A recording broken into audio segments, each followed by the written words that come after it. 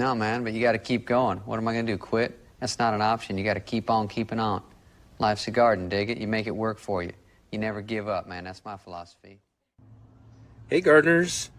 Hope you've all had a great week out in your garden. I'm just out here right now harvesting off pods off of all of our different pepper plants growing around in the gardens here. And we've got lots and lots of great different peppers that we're getting right now. I've got these here. We talked about these, the habanadas with Mark on our last book club. We've got plenty of others here. Got these here. This is a chocolate carbonaro. We've got those etudas, lessias, and we even got these here. These are Trinidad sweet, although I don't know how sweet those might be as well as they are hot. But lots and lots of great peppers coming up off of our plants. You'll want to check out my most recent pepper video to learn more about the different pods and plants throughout our gardens.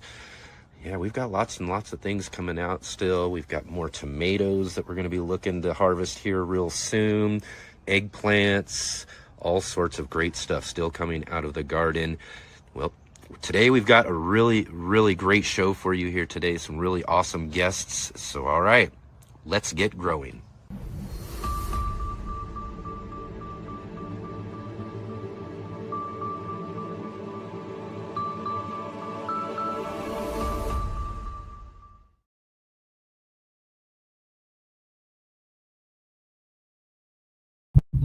All right. All my passionate plant people and garden enthusiasts. I know I switched that around. Welcome to Let's Get Growing show here on the Urban Gardener channel. I'm Enoch. I'm your host today, and we've got a great show ahead for you.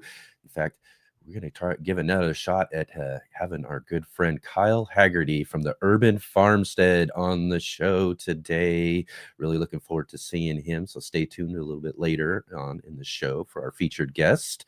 And joining us for our Are You Following Me is our good friend we see in the chat all the time. Shawnee Grows is joining us today.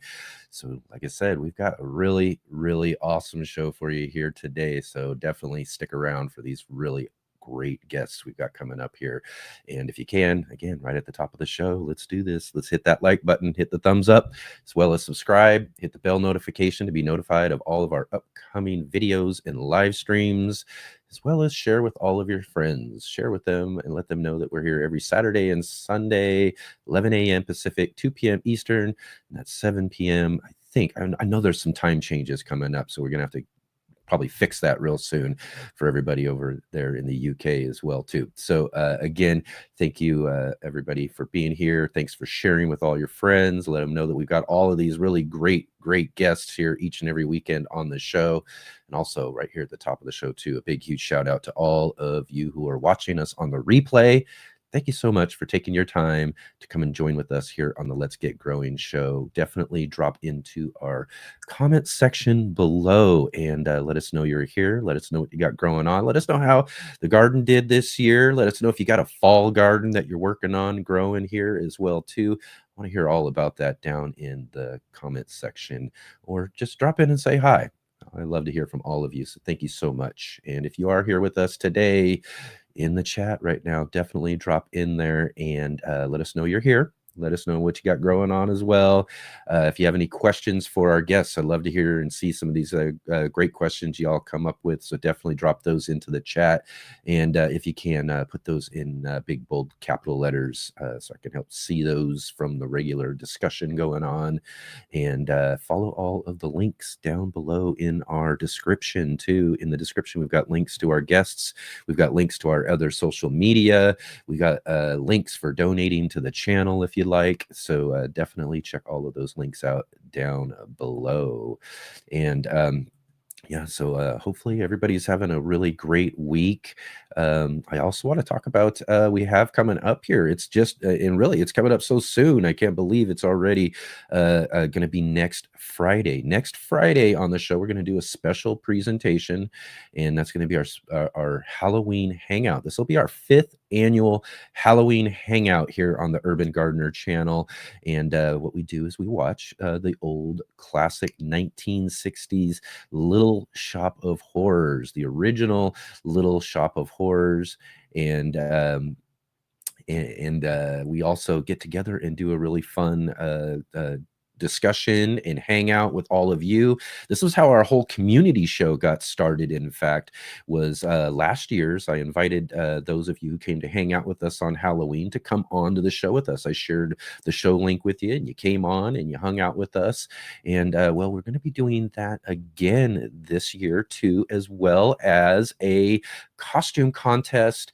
Or also we're going to do two different things: costume contest, and also if you got some photos to submit of some Halloween decor in your garden, we'd love to get those too. So definitely submit some photos to us of some things that you've got set up, some decorations and things that you have, or if you got some pictures of you, your kids, or maybe some past pictures of some Halloween costumes and that as well too. You can submit those to our email here for the show, theurbangardener@mail.com. And that's just mail.com, not Gmail, but mail.com. And definitely submit those photos here in the next couple of days. And, if you can, if you're working on something and it's a little bit late, that's fine as well too. But definitely submit some photos to our email there so that we can include those in our Halloween hangout. It's going to be really fun. It's been really fun the last couple of years for sure. Last year was really awesome. Like I said, that's what really kind of got our community show all started for this year too. So who knows what we'll find out of this one here coming up this next Friday already, our 5th Halloween hangout. So again, I look forward to seeing all of you and having fun. We also too, we'll do the movie. We'll do a little something before. We'll do the movie. We'll have the hangout afterwards, with all of you and the costume contest and all that sort of stuff. And if anybody wants to stick around, we also watch a really fun theatrical version of the Little Shop of Horrors as well too. So again, it'll be a nice, fun night for all of us who are just hanging out at home, handing out treats to all of the kids in the neighborhood and all of that as well too. So I really look forward to seeing you all there. So again, thank you so much for joining with us. And also, let's jump in here. I see already we got tons and tons of comments coming in here already. Let's see here. I want to say hi to a few folks here. Let's see. Let's get this in here. First, I saw earlier, Diva in the Dirt joining with us there. Excellent. Awesome to see you, Diva. Thanks for joining with us here today. And Paul from Guten Gardening was jumping in there. And our guest coming up here in just a few minutes, Shawnee, she's in the chat as well too. Right on, right on. And also too, you might notice today we're missing somebody. Yes, our J-Bot is not here today. She's got something going on, boyfriend or birthday situation going on, and so she's not here with us today, but we do have Bowtie Life in the Garden handling the J-Bot responsibilities there too. We call him Mr. Botron, I guess is what we got to call it for today. So definitely thank you, David, for jumping in and handling all of the duties, dropping in links and all of that as well too. So thank you so much, David, for doing that. And let's see here. I got Adam, our good friend, our other moderator, joining us from right down the road here in Central Point, Oregon. So great to see you, Adam. And I see. There was a hot potato in the comments as well too. He's like, "Was that Joe Dirt?" Yeah, that's a little clip that we got from Joe Dirt that starts our introduction of the show for sure. And then see Serena in there as well. Got Robin Gardens joining the conversation. Right on. Let's see who else we got in here too. I know we got some more folks here. I see Mushroom Mark in there. Right on, right on. Rick joining us from the future down under in Australia. Thank you, Rick, for being here today. It's great to see you. Right on, right here. Let's cruise on through this chat here real quick. I see everybody's already off to a great conversation today. So again, thanks everybody for being here. Really awesome to see you. Oh, awesome. Farmer Marshall back in the conversation. Excellent. Excellent. I see Jersey Girl here too as well. Right on. Excellent. We got a great show in today. Lots of folks here in the conversation. Thank you so much for being here. Thank you for being a part of our community here on the Let's Get Growing show. It's so awesome to have all of you here with us today. And oh, and Shawnee's like, oh, and the peppers are on the desk. Yes, yes, absolutely. Gotta share and have some a little bit here with us today. It's been I did in fact, let's see here. I know what was it? Where is it at?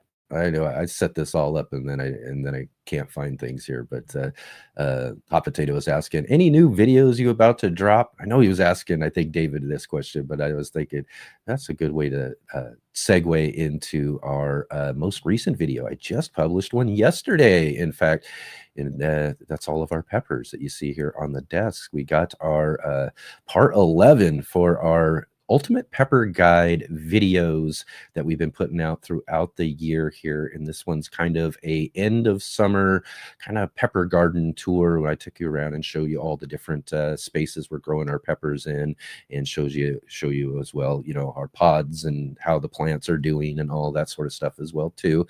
So definitely check that out. I got a link down below in the description too, so you can go check that video out when you get a chance after the show. Of course, like I said, we got some great guests here today, so you want to stick around.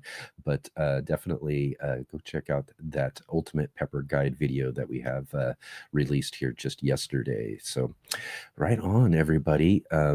Again, like I said, you see in that video, things are still kind of growing really well. You saw in the introduction too, we still got tomatoes out there.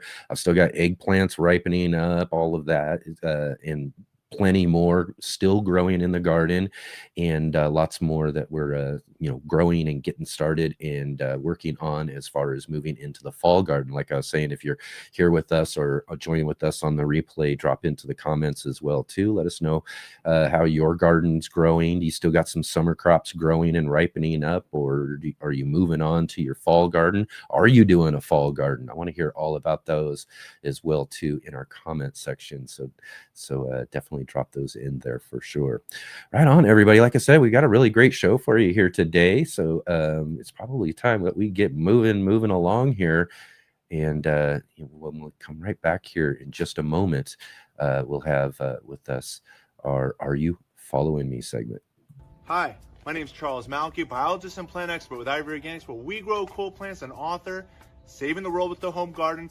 Ivory Organic 3-in-1 Plant Guard has 7 natural oils that protect your plants, not just from the summer heat as well as winter cold, but also protects your plants from damaging insects and rodents. The oils in the product include castor, cinnamon, clove, garlic, peppermint, rosemary, and spearmint. These oils are natural insect and rodent repellent oils, which are encapsulated by the base powder, offering your plants months of protection at a time. 1 application per year will suffice for protection against damaging summer sunburn and winter sun scald, but if the target is pests, application as much as 2 to 3 times a year may be necessary.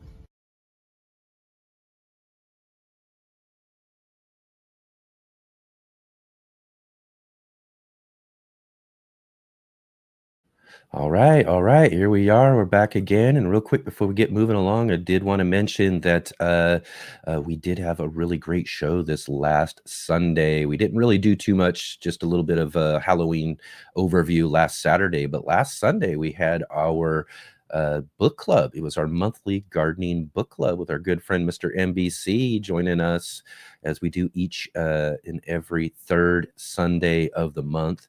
We review a really great book and then talk with the author all about that book. And this last month we had with us, and we were featuring the Biochar Handbook by Kelpie Wilson. So we had a really, really great discussion talking all about biochar and her book this last Sunday on the show. So you want to go back and check that out if you want to learn a little bit more about biochar and everything all about the benefits of biochar, definitely go back to last Sunday edition show and check out that great interview with Kelpie Wilson. And then for this next month, we're going to be featuring The Garlic Companion by Kristen Graves. So next month, I believe that's November 16th, the third Sunday of November, we'll be talking all about her wonderful book, The Garlic Companion, on the show. So definitely look forward to that show and go back and check out last Sunday's show to see that really awesome interview with Kelpie Wilson. Right on, everybody. It's time for Are You Following Me? Are you following me? Are you following me, dude?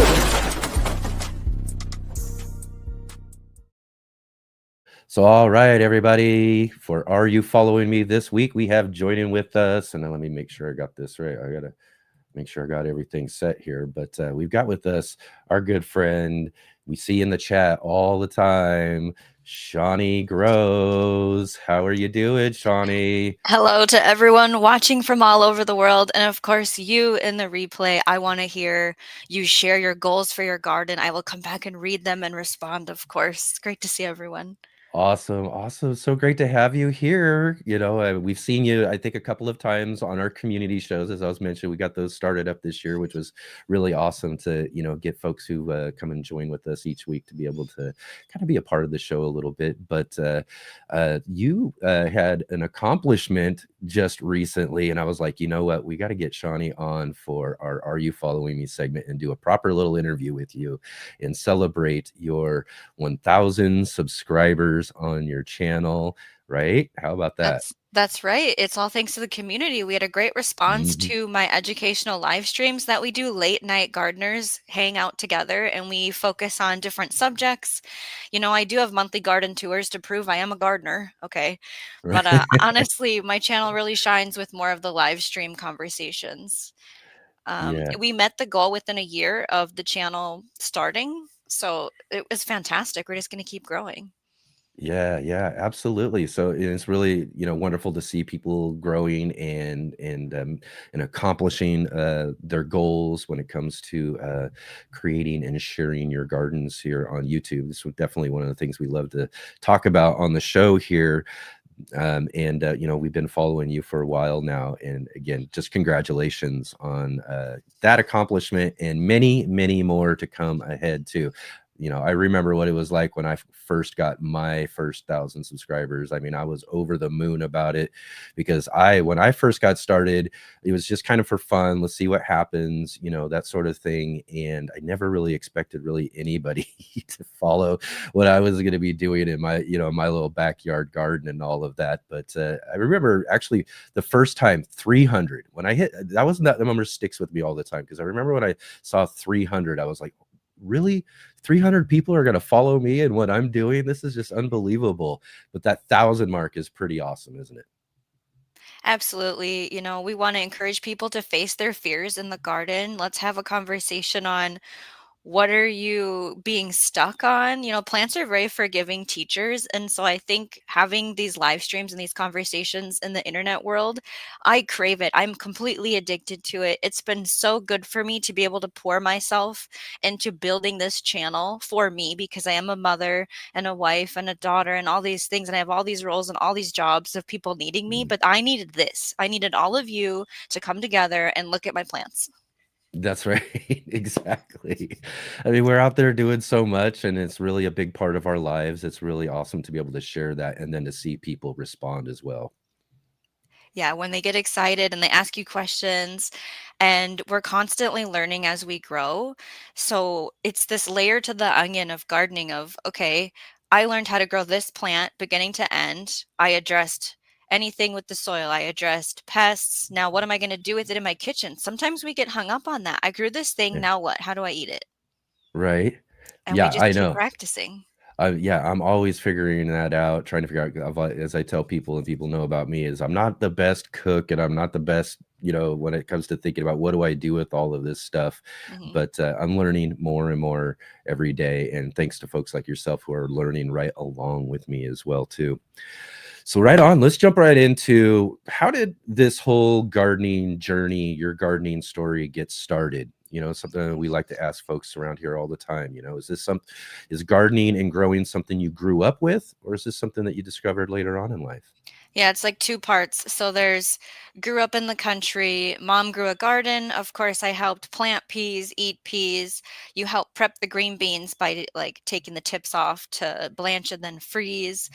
Did we have complete control over the garden? Absolutely not. We were told when to get in and when to get out. And I remember doing all those things and what the fresh strawberries tasted like. And then you skip ahead to 7 years ago, I became a mother for the first time. And something inside me just went, we're going to grow food now. We're going to hyper focus on figuring this out. So it was Yeah. buckets, whatever I could find for free, containers that we could drill holes in the bottom of. That evolved into let's build some raised beds. Let's now expand into the front yard. And then we just started going with what do we want to eat? What do we want to grow fresh? Obviously, peas and carrots were on my list. We did Yeah. tomatoes. We did peppers. We learned real quick about that doesn't have enough sunshine there, but over here, there's enough sunshine for that plant. So then we had to go, I need to move out of this house I'm in at some point, and I thought we were moving before now, but we haven't. So I ended up ripping out all my gardens here, and to think of not gardening for 1 year was seriously stressing me out. So I thought, "How can we do this? Do we go back to just moving containers around?" You know, I do have green stalks, and an opportunity arose where I can now garden on a property 15 minutes away from my home here in Oh, Minnesota. nice. Bay. And I was able to have free range of where let's build two different food forest plots. Let's have a rain garden. Let's revamp the strawberry patch. Let's have a butterfly garden as a memorial to our ancestors who have taught us our gardening ways to them. Let's have Hmm. flowers. Let's try to grow watermelons. I have an annual garden where it's shade because of the development of the trees over the years, because these trees were Yeah. planted, when I was a little girl. And I Yeah. figured that out and go, okay, we're going to build a new garden that is full sun. And then let's Yeah. expand it. Yeah, well, that's awesome. Again, too, being able to, and I always encourage folks that if you don't have the space or enough space or the space you want, again, you bring up a great point. Are things shading things out? You know, do I need more sun? You know, reach out to friends, family, even neighbors in your community. You know, I find are usually really willing to let you take up a little bit of space and grow a garden that fits more of your needs, right? And I even looked into community gardens. We did tours and I looked at them and I really didn't want to go that way, but I was getting desperate. If I couldn't plant anything here, I was contemplating renting a plot and doing community gardening because I just need to grow things. It is your brain on gardening. It is so good for your mind, your body, your soul, your nutrition. And if all else fails, you locally source things. So Hmm. you can search your farmers markets, your local farms. People grow food all around you. You just have to go get it, right? Yep, yep, that's right. Absolutely. And like you said, another great point too is community gardens. Get involved with those if you have them in your neighborhoods, or even if you got to get outside your neighborhood a little bit, get involved with them. Especially a lot of community gardens really need some, enthusiastic gardeners in there, really help pump people up and get them growing and all of that. But it also is a great other space, as well as, if you don't have one in your community or even outside of your community, work and organize with your neighbors and folks around you to set up one. Usually, and I find this as well too, as I've interviewed other people, cities are usually pretty willing to help find spaces that you can utilize if you get a good organization of a few people together who want to take it seriously and do something with that land. It really does blow my mind. Like, just think about this. You're putting this tiny little seed in the ground, and it makes Hmm. huge food at the end. Are you kidding me? How are you not Yeah, addicted to that, right? exactly. There's always something to do. There's something to learn, to research, to read about, to problem solve. How many, Mhm. we go out there with our plan of, okay, I'm going to look at this and this and this today in the garden. And you get there and it's like, nope, the garden's going to tell you what to do. You don't tell the garden what to Right. do. That's right. The garden is usually pretty good at letting us know what it needs, right? Right on. Absolutely. So, you got your gardening going, you're growing and all of that sort of stuff after a while. Now, what is it about the gardening experience, the growing experience that you enjoy the most? I don't know. It's all of it. It's watching that Yeah. seed push itself out of the soil. It's watching the Yeah. people around me get excited about, tell me about this plant. What is this plant's name? What does this plant do? Watching someone eat something you grew and go, wow, did you grow this? There's real flavor here. It's completely different than just the potato. We just had a Right. potato dish the other day, and we had a really good year this year where I picked a different spot. I planted the potatoes at the surface and I just dumped compost on top of them. And I did it 3 different times in the Mhm. year. And I got a harvest every single time. So now I Oh, know I can do a succession and always yeah. have potatoes coming in. Right. It was great. So I don't Yeah. know. I love all of it. I love hyper focusing on things. Like we're going Yes. to be talking about allelopathic, I think is how you say it, plants that have some kind of scent or toxin, or maybe they're just really vigorous, and talking about where should they be placed in your garden to help you and not work against you. Talking about contaminated soil we did yesterday on our show, and now I'm kind of obsessing over learning into regenerative agronomy and like Mm. really breaking down in a plant how to know what it needs from the soil, what to give to the soil, and then watching that plant respond, like getting Yeah. into sap analysis and like biocoating seeds before they get planted. Like I'm starting to really want to dig into that. Right. I know, bow tie. I don't know how to say that word. Right on, right on. Let's see here. He's dropping in some lots of great questions here. Let's pick one of these out of here. In Uh-oh. fact, timely one here too. Yes. What's your technique for Oh. extending harvest into early winter? So I want to do a live stream where we talk about the winter greenhouse conversation, and it's a really good one that we do every year now. But for me personally, it's about planting winter hardy things. So, example, in the tour coming up next week for October, you'll see what happens when you get 26 degrees Fahrenheit on your summer Yes. garden and on your fall garden. Summer garden's toast, spoiler alert. But the winter garden, the fall garden, those crops are totally fine. So that is my trick, is getting things to the proper maturity that are winter hardy, that can tolerate cold, so they can just be in there, because I don't live there. I can't be Yeah. uncovering things.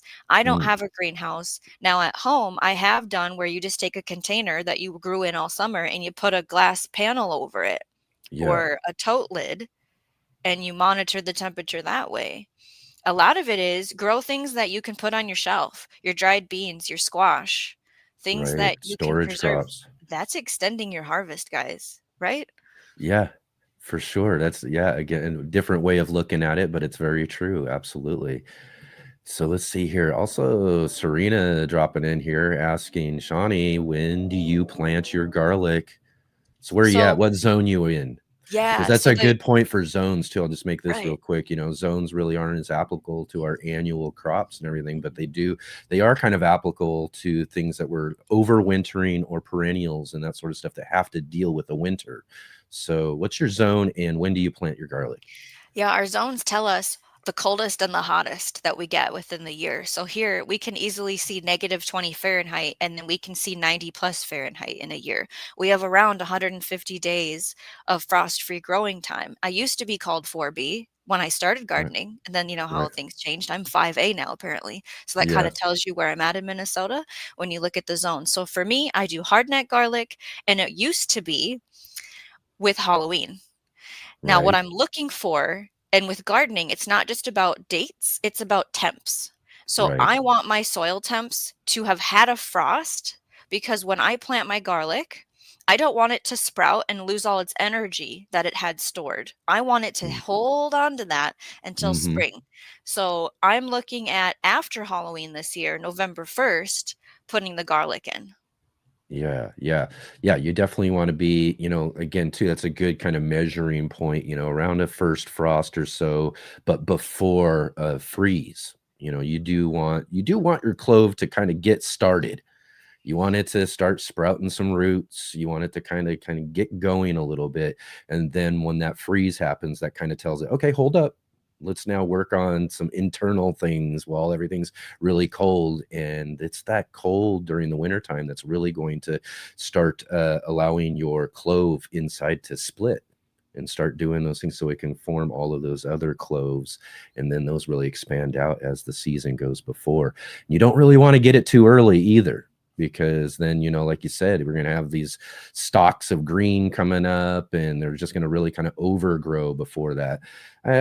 Sometimes, I mean, a little bit, an inch or two, you know, you can get away with. It's okay a little bit. That's just a little early, but yet, you know, you really want to kind of, it's a little kind of not necessarily tricky, but you know, you got to kind of keep an There's eye a on what's going dance. on with the weather, right? Yeah, it's can I still work the soil? Is snow coming? Because I'm not about Hmm. to dig snow out and then plant. I kind of want to, we're going to get it done now. It's just like in the summer when you're, or in the spring when you're going, oh, we're going to get a rain. We got to get some seeds in. Do you ever feel like that?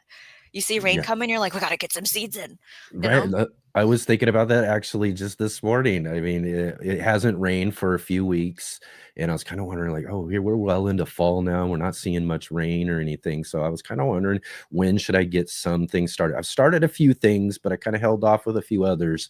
But I came out this morning and it's just pouring rain out there right now, and everything's just soaking wet. So I'm like, okay, it's time now. We got to definitely get some stuff out into the garden so that we can grow, especially a lot of, you know, again, it's a great time for greens, spinach, all these sort of things that love the cooler weather. And I love fresh, cool weather salads for sure. That's how I was with the tulips. We did not have rain all of September, and the beginning of October was not looking very promising. And I wasn't about to dig up 8 inches of hard compacted clay soil here to plant some tulips. So I was watching, when are we going to get some rain to loosen things up? Now it's go Mm. time. Now we're going to dig in. Our tulips, our daffodils is what we did. Oh, and Yeah. our Egyptian walking onions. We moved those around too. Yeah. Again, too, also as well, you know, you mentioned tulips, things that, you know, bulb flowers and those sort of things, similar to your garlic. Garlics are bulbs. Those are bulbs. That's what we're thinking about at this time of year. Absolutely. Right on, right on. So, how did the garden grow this year? Okay, so best year ever. Okay, Absolutely. that's perfect. I love it. Love it. So it's like all the cucumbers I could dream of happened. The peppers were everywhere, and it's probably because we had all of this crazy Florida heat. I'm gonna blame it on you, Florida. 90-degree plus, that's not normal here. I can't handle that. That's why I live in Minnesota. You know, I spoke about the different successions of potatoes that we figured out. I had my first ever harvest of elderberries. Right. Like, waiting for perennials to come in has been a That's so long awesome. wait, but it's so worth it. But I did have fails. So, like, if you've been following the popcorn saga, blown down by wind every direction, 2 different pests have Mhm. wiped it out. We now can't grow it next year because I need to starve the pest and not give it its host plant and rest that area and plant something else. And then after the next year's rest, I could reintroduce popcorn again with the strategies that I'm going to come up with to keep it safer. Yeah. My eggplant did not produce. I bought a start. I did not grow enough beans. I actually had a lot of perennials die that I bought in the spring, and then they Yeah. never woke up. Apparently, something I did or the place I got it from. So I did fill out a bunch of warranty claims, and now we have a bunch of credit. So in the spring, we have a whole list of future things that I want to buy with those Right. credits to plant more perennials, of course. And Yeah. it was taking on too much. I had too much Right. going on, I think, in the garden. So when we're doing the We can do reflection live that stream so coming up, easily. I'm gonna totally go into what can we do to set ourselves up better next year so it's not, I mean, I was spending 3 hours minimum at the property to do gardening tasks because it's just me. Hey, Yeah. Storms Radios. Mhm. So I need to rein in the amount of things. What are they? Different varieties. I can't be there every day. Yeah, that's really kind of an important point for us gardeners too. Is you know, we talk about a lot. You know, we get into gardening, we discover this just wonderful thing that we just, you know, that we want to do as much as we can. You know, we remember when we first started gardening, we started collecting all of the seed packets we can and getting all these things that we want to grow. But that's kind of a, you know, a season to season kind of lesson to figure out, is that, you know, we can overwhelm ourselves with the amount of things that we want to grow. And then the more we overwhelm ourselves, the more of these, I guess, failures, we'll call them, that we see in our garden start to happen. And for me, you know, I took a kind of an approach this year, which was just no expectations. And I cut down about half of what I was growing. And then I grew the things that I really, you know, I really enjoy, the things I like to have each and every season for sure, you know. And but I also just didn't lay any expectations on myself, you know. As if you know, if I was going to be able to water that day, then fine. If I wasn't, then, you know, they're on their own, that sort of thing. And with Yeah. that comes some things, you know. You mentioned beans, you know, that was one of the ones I was kind of, I think if there was a disappointment in my no expectation garden, was the beans. You know, they got planted out all right, but something was eating up all my flowers. I didn't Okay. get much of anything. So again, too, no matter what we try to do, even there's other things that kind of try to interfere with what we're trying to accomplish. Yeah, the challenges change every year. The struggles change every year. The things that grow well one year don't go well the next year. And that's, I think, Yeah. what keeps me keep doing gardening, because it's different every year. Mm-hmm. There's so many lessons. Yeah, yeah, definitely. And like Robin Garden says, too much, too big will often discourage folks from continuing gardening. So there's a balance, and that's a thing too, as well. You know, we don't want to overwhelm ourselves to where we're like, well, you know what, the garden was just too much last year. I don't want to do one at all, you know. And and that's kind of, again, too, why you can take that no expectations approach, cut things in half, and just kind of see how things go throughout that next season. But don't give up on growing. No, don't give up. Email me if you feel like giving up. We'll have a chat. Right. ShawneeGrows@gmail.com. Right on, right on. So, again, what's some of your favorite things to grow? I mean, in your garden that you found, you know, over these Okay, so years? we have to have the peas. Okay, a shelling pea Mhm. is what I'm specifically talking about. So we grow Wando and green arrow around here, and I am trying to figure out two plantings. So having them planted in the spring and eating them in the summer, and then planting them at the end of summer to eat in the fall. And we're getting there because that's two different Yeah, types. One is long, let's put on all the infrastructure, grow tall, grow as much as possible. And the other season is I need dwarf. I need short, quick, give me some peas, right? I will always grow potatoes because hello, they're just there. They will just grow yeah. because you forget one. I will Mhm. always have carrots. Carrots are my Yep. best friend. I love carrots, but I'm terrible at growing them. Yeah, me too, me I need to get too. better at it because I love them so much. I do, I really enjoy the carrots. In fact, just in time here, we've got, Tony from Hey, Simplified man. Gardening jumping in saying, "Hey, if you want to check out a really great carrots and how to grow some really good carrots, go check out Tony's channel for sure." In fact, if he wants to, he can drop a link into his recent video on growing carrots. But I love carrots too. It is one of my favorite things. Is a really delicious sweet carrot. But yeah, I run into some challenges with them. I didn't really, again, a part of my no expectations was one of the things I kind of cut out this year because, you know, I'll focus a little bit more on it this next season for sure. Right, right. I'll always have garlic because you set it and forget it.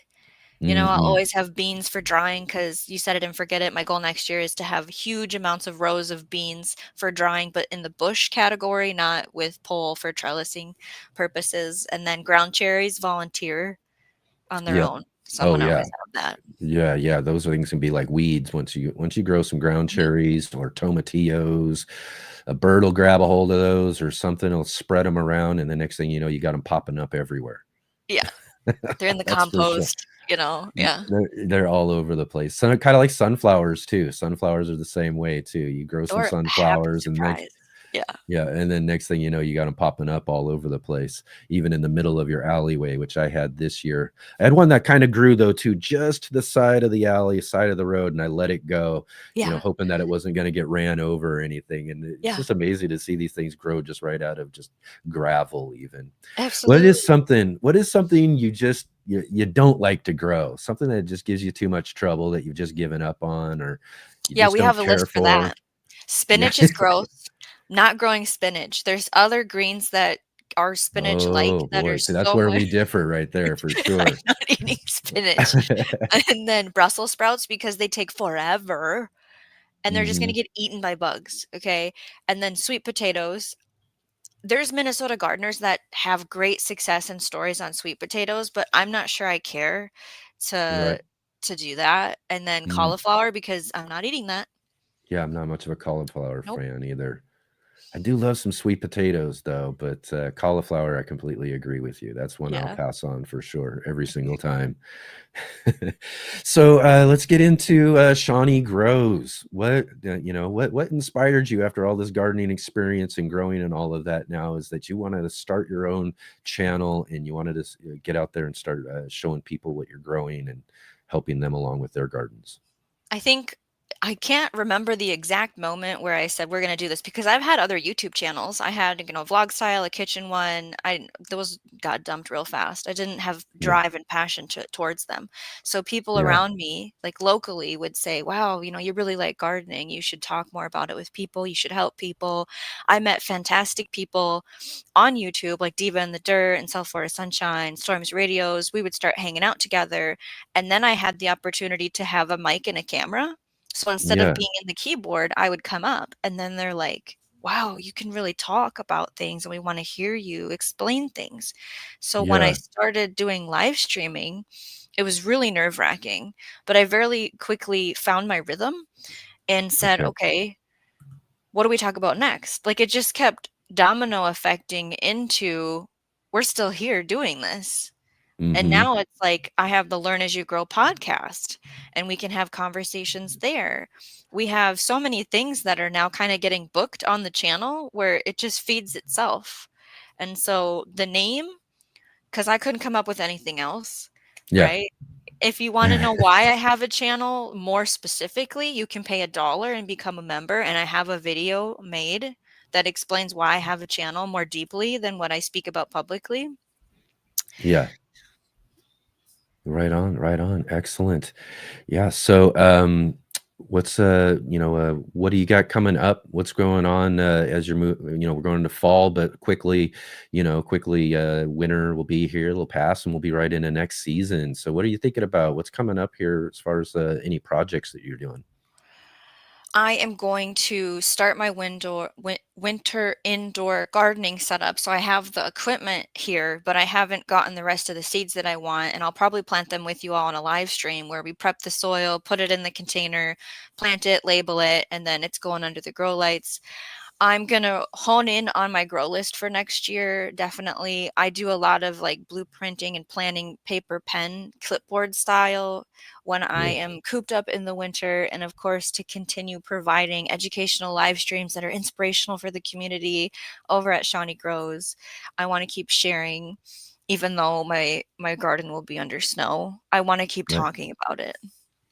Yeah, absolutely. All right, let's see here. Serena dropped in a question. We'll get in here for you. Let's see. Do you use green sand, charged biochar, or worm castings when planting garlic? And if so, how much and at what depth, or do you just top dress and water it in? Yeah, I don't do any of that when I do my garlic, and I should do some kind of bulb tone, perhaps. But I never have. I just stick it in the ground, and then in the spring, I have intentions of top dressing or maybe liquid, feeding soil Hmm. drenching. But do I honestly get to it with the garlic? No, I Right. don't. Yeah. Yeah, and I kind of agree to a level, and I see a lot of folks that talk about, like garlic being heavy feeders or that sort of thing, and I haven't really run into that being an issue, really. Garlic again too, and you mentioned this earlier. It's one of these ones we can plant and forget in a way, pretty much, and just Mhm. let it do its thing. And then here's the big point: is that yeah, it's great and it's cool, and maybe doing some extra effort, with some of these other things could help maybe get a little bit bigger bulbs or something. But you know how you counter that? You just grow a few more. And I grow so much garlic, it doesn't really matter how big the bulbs are. I've got so much garlic, I never really am capable of using most of it. And I've given it away to neighbors and friends and things like that as well, too. So in the long run, it really is just one of those perfect ones where I don't even worry about any of that stuff. I just get it in the ground when the timing's about right. That's probably the biggest, most important thing is getting the timing about right. And then at that point, just let them go and grow a bunch. And you can also, another point too with garlic that's really great is that they're also kind of cool. If you've got, yard type of landscaping, and you've got different spaces around, they're perfect just to pop in almost anywhere and everywhere. And they make cool little plants that grow almost anywhere in all of your different spaces and all of that too. So, you can plant them all over and almost anywhere and have garlic popping up, in early summer, ready to go from all over the place. I've grown garlic in my strawberry bed with the tulips. Like they were all strawberries, tulips, garlic were all together. They did great Mhm. here in town. The other thing with garlic is save your garlic, keep planting it.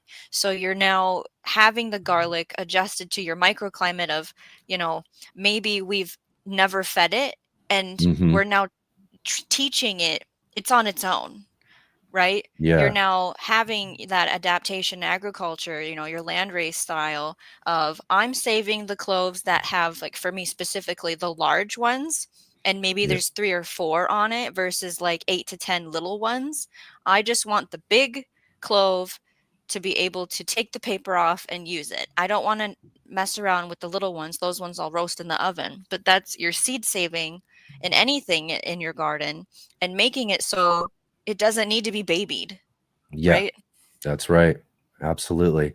Well, right on. This is just really awesome. And again, time always passes so quickly with these interviews and everything. But it's just really awesome to have you here on the regular show with us, Shawnee. Just really great. And congratulations again at 1,000 subscribers. I encourage everybody out there, if you haven't had a chance to go subscribe to Shawnee's channel or follow along with her live streams, definitely get down into our description below.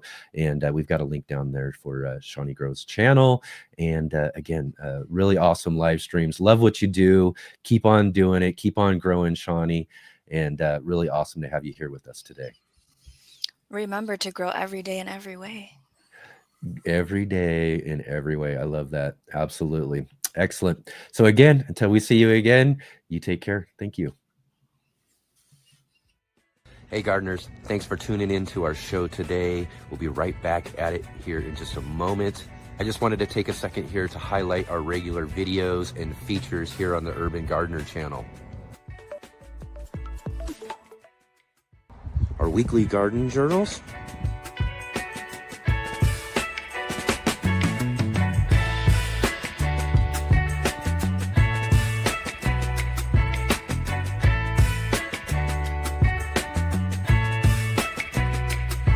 and our incredible featured visits.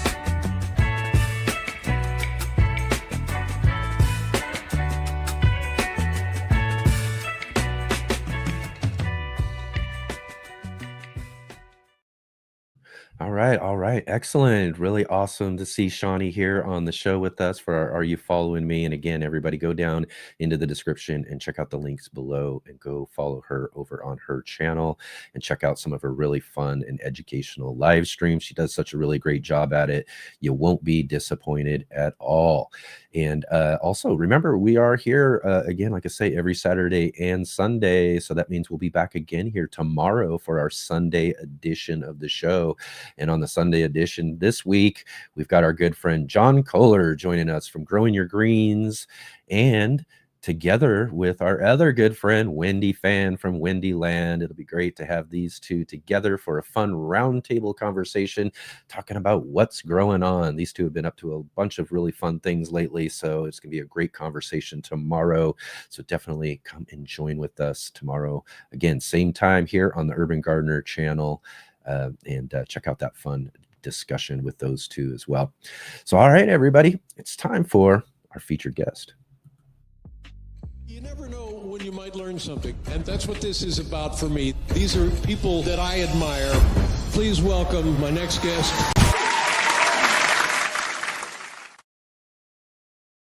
So, all right, joining with us today is someone I've been wanting to talk to for a while, and I did finally get to meet him in person just recently down at the Fig Festival that we went to a few weeks back. But it's really awesome to finally have him here on the show with us. So, all right, everybody, let's welcome Kyle Haggerty from the Urban Farmstead onto the show with us today. Thanks, Kyle, for being here. Awesome to see you, man. Hi, thanks for having me. Right on. And outdoors as well too. How awesome Yeah. is that? Right on. Yeah, I thought it might be raining today. The forecast was for some rain, but you never know. I with think we those got it all schedules. up here. Here we are. It's dry. We're Yeah. out back. Yeah. I think we got all that rain up here in southern Oregon. Yeah. It probably just blew right past you and came here. I mean, it's pouring down rain out there right now. Is it? Oh yeah, for sure. So right on, man. Like I said, it's been I've been looking forward to seeing you here. We had a couple, we tried earlier in the year and some things come up because you're a busy man, but it's finally great to have you here and to talk all about what you do there over at the Urban Farmstead. So thanks again for joining with us today. Yeah, for sure. Thanks for having me on here. Excellent. Right on. So how's it growing right now? I mean, how are things growing? Are you as we were talking with Shawnee a little bit there too, you growing into fall and have a fall and winter garden going? Is your summer garden kind of waning out a bit? Or I know you're down there a little zone higher than me, so you might have a little bit more growing, right? Yeah, so I'm in zone 9B, Sacramento, California. So northern central California. And we really have a very long growing season here, right? We can plant pretty early in spring. We can carry the summer crops through pretty late into fall. And so I typically will let my summer crops go as long as I can. Mm-hmm. Tomatoes, the peppers, the eggplant, cucumbers, they're all still in the ground right now, but I'm going to start to kind of remove them, late in the season. After all the pests, the disease, the stress of the summer and everything, they start to get a little bit tattered and produce less. But they're all in right now. I think over the next couple of weeks, I'll start removing them and replacing them with more of the fall and winter crops. So planting all the greens and those sort of things. Yeah, definitely. So right on, plenty growing on. And just like you, I got so much stuff, and I showed it in this clip at the beginning of the show. There's still some tomatoes hanging on out there. There's still got eggplants ripening up. So there's still a lot of things from the summer garden still trying to finish up, and depending on the weather, like you said, I just kind of let things go as long as they can in some of my spaces. But in other spaces, we got to get moving on. We got to get going. We got to get, there's things to get growing for the fall, and like you say, greens and even though, like as Shawnee would say before, I like the spinach, so I got to have lots and lots of different spinach growing in my garden. But plenty of things to get going as we move towards fall, or through fall and towards winter. Yeah, for sure. And I think one of the problems with kind of the way that I do it, where I will keep the summer stuff going as late as I can into fall, is that I end up sometimes planting my fall winter garden once it's cooled off so much that the plants don't really get a nice head start. I noticed that if I can get stuff planted out while it's still somewhat warm, the roots establish better, the plants establish better, and they just kind of get going better before they get into that colder season where they really slow down a lot. So it's sort of that balance of like wanting to stretch out that summer garden as long as you can and get those tomatoes, but also get the winter stuff in, the fall stuff in soon enough that it has the heat in the soil and everything to really establish well before that big slowdown in winter. So yeah, absolutely. So how did everything grow this year though too, as far as your I guess our I hate to say our regular garden, but it is summertime, summertime, that's kind of our regular garden season. So how did everything go this year? Yeah, so we had a much more mild summer here and probably a lot of places than in the past, especially last summer. Like last summer, all of July, every single day in July here was over 100 degrees. It was wild. Yeah. I mean, it was up to 115. This year, to 115 this year. This year, I don't think we got to 115. We probably got to like 110, but we had way fewer days in the hundreds. And so it was a lot more mild summer, which was great in general, just being here.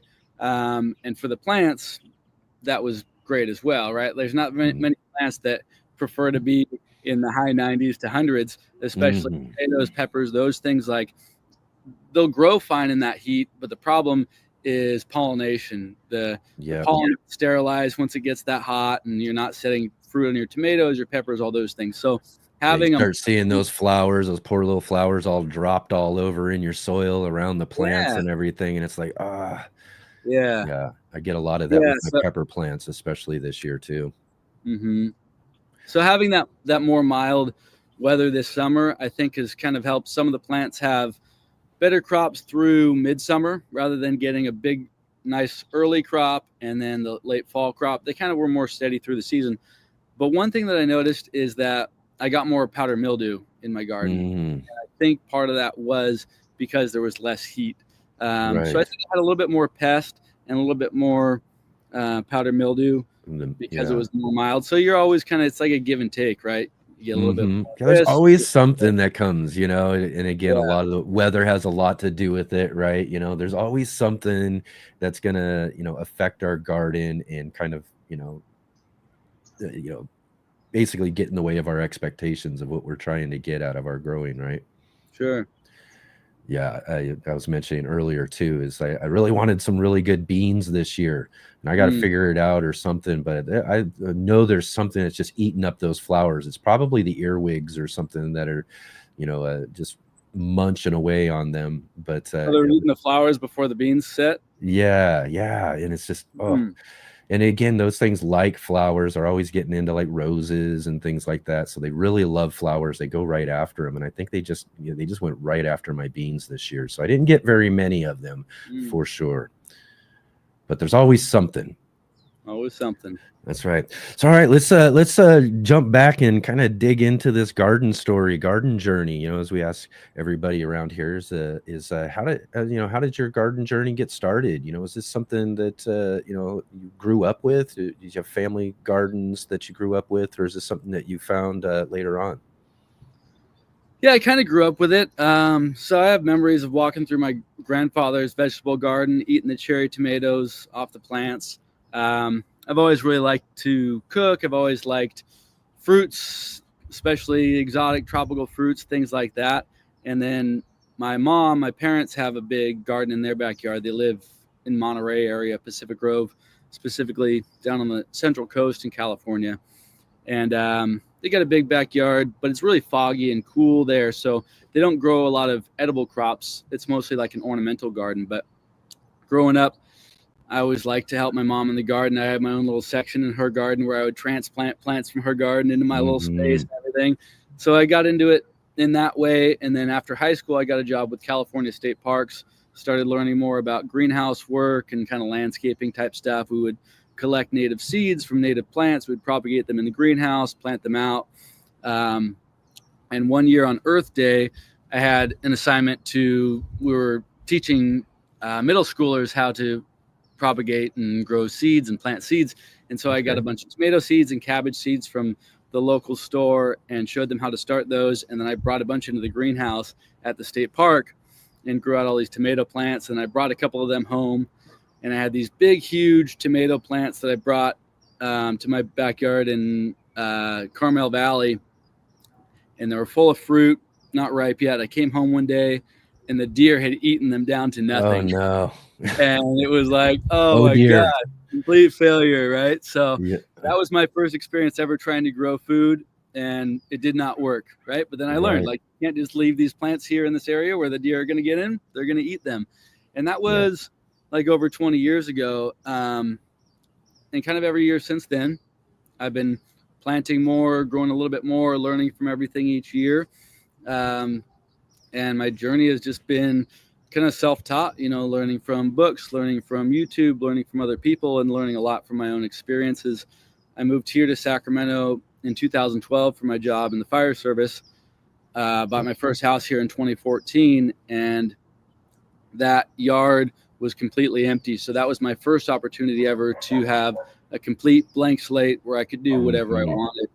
And in that space, I knew I wanted some raised beds where I could grow a lot of produce. I knew I wanted some fruit trees, and I knew I wanted kind of a hardscape landscape area where I could sit, enjoy it all, patio, all those things. And so I put all that together. And in that time, I also started my Instagram page and was sharing and showing what I was doing in creating that space, sharing pictures of tomatoes and peppers and all the things. And I learned pretty early on that people didn't want to just see a picture of the tomato. They wanted to know, like, what's that variety? Like, how do I grow it? What do you like about it? They wanted to know more. And so I kind of leaned into that. And pictures are great, but in-depth coverage and knowledge, what your knowledge is, what you've learned, and being able to share that's even better, right? Yeah. I think the more that we can all share our own experiences, it helps each other learn, because gardening is not like cooking. Like cooking, we can look at a recipe right now on a blog, you and I, and if we do the same time and temperature and ingredients, we can get pretty close to it. But you and I could plant the same tomato plant in our backyard in spring and have completely different experiences, because there's just so many different factors with gardening. So I think the more we can share about our own experiences and then try and adapt and see what works for us and what doesn't. Yeah, I think, again, it's, really how, for me, everything that I've done is through my experience and, coming onto social media, YouTube, and all of that, is that point, in general, is that, it's the gardening community itself that has helped me grow the best that I've, and learn. So, all of the things that I've learned, and sharing with each other our experiences and everything, even though they are a bit different, from region to region, and, because of, there's so many different factors that come into it. But just being able to share with each other our experiences, especially the, the ups and downs of what's going on, really helps other folks to be able to understand what's going on with their garden spaces, and also encourages and inspires them to continue growing themselves. Yeah, for sure. Like you said, different areas, regions. I mean, it's very valuable to have other people who are in similar climates to you and seeing what they're doing.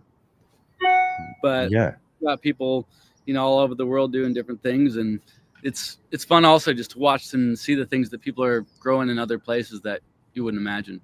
Yeah, I know. It's you got your own, and I find that too, is that we got our own garden space. We're growing in, we're busy doing all these different things, but I still find myself watching what other people are growing and doing with their spaces and all of that too. And even though I might not be growing the same or be able to grow the same things, again, it's still that kind of inspiration of this community all together sharing their experiences.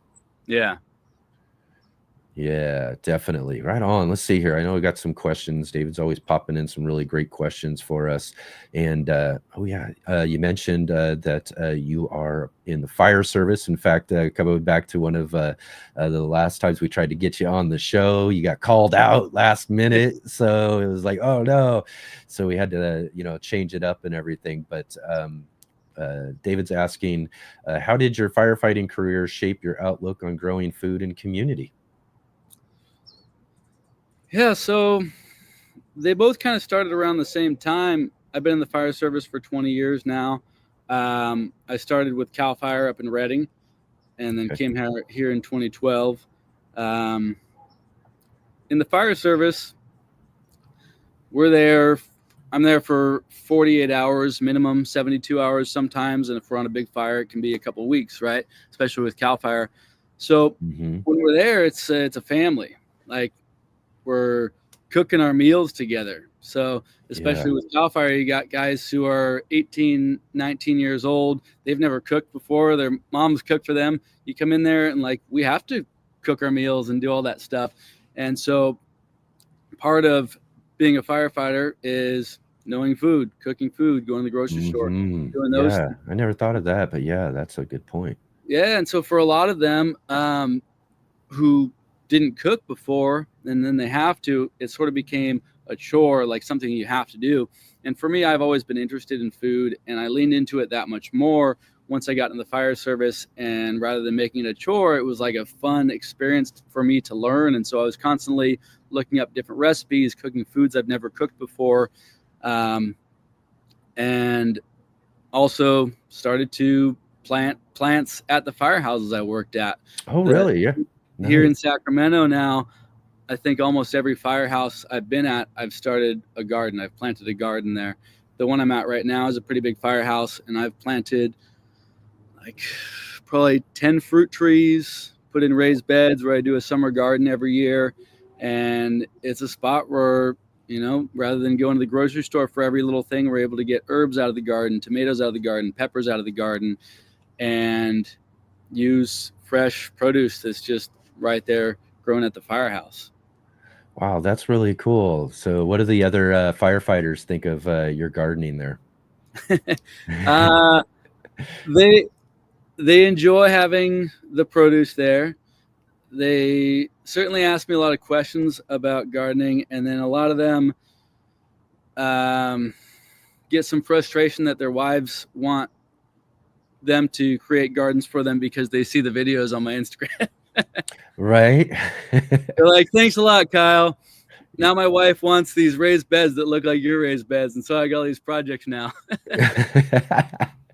Well, that's awesome though too. I'm sure really in the long run they enjoy it, but yeah, I'm sure there's some you know, a little bit of a teasing or whatever that comes along with it, but it's really, you know, again, you know, you can't beat you know, an opportunity. Again, as you said, you know, you're sharing and cooking with each other and doing that when you're on duty, to be able to have some of that fresh food coming right out of a garden space that they watched growing right there, you know, at the firehouse, right?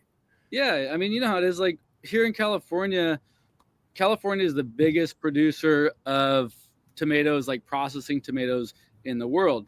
And here in Sacramento, we grow an incredible amount of tomatoes through the valley. But still, there are a lot of people here who have never eaten a like fully ripe, full flavored tomato. They just get it from the grocery store. So even the guys who I work with in the firehouse who live in an area where tomatoes grow really well, they've not had like the true flavor of tomatoes. So being able to grow them there and let them taste that fresh produce that's like fully ripened on the plant and has all those flavors, it's just an experience that I wish everybody could have.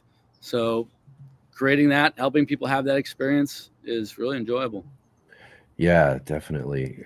Again, it's a great thing to be able to share with others. And again, hopefully, like you said, they're getting back home at their homes and starting their own gardens with their families and being able to share that experience that you've shared with them, which is really great. Yeah. Yeah, I think they are. I think the other part of like, getting back to your question about the fire service and the garden, for me, there's like a really nice contrast to them both, because my job in the fire service can be stressful. We see a lot of crazy stuff. I'm a paramedic as well. A lot of what we do is EMS calls, you know, so we see really sad things, really hard things, and it can be really stressful. And so coming home to a garden like this and just being able to disconnect from all of that and be in this space is like a meditation. You know, so having a space to be able to just kind of be calm and peaceful. And Yeah, that's, you know, again, it's something we don't think about very often when we're thinking about gardening, because the conversation just gets to food and all of that sort of stuff. And, you know, even in general, for most people, you know, we have stresses in life, you know, whether it's our career or other things outside, you know, outside of the home, in the home, whatever, you know, there's a lot of things that can really weigh down on us. And, you know, a garden's great for de-stressing, but, you know, to think about it even further on that other level, you know, firefighter and EMS, I just can't imagine the things that you have to see or go through. You know, we watch a lot of, and I'm sure other folks out there watch a lot of television, so you got to get an idea, you know, as they're telling stories and things about that, you know, but for real, you know, for real people in our lives and everything, that's got to be a really, really heavy weight to be carrying around, that really makes the opportunity to be able to spend time in a garden space with nature and watch things grow and that sort of thing can really, really help out with that, right? Yeah, it helps a lot. And I don't think that many people in the fire service have like a healthy outlet to de-stress from the things that we go through and see. So for me, having this, I'm just have so much gratitude for it, because it's huge for me. I come home from the firehouse and like first thing I do after walking in the door is just go out back and check on the plants and walk through the garden. And yeah, it's very healing. Yeah. We got another firefighter in the conversation right now. Tony from over at Simplify Gardening in the UK. He's a firefighter as well.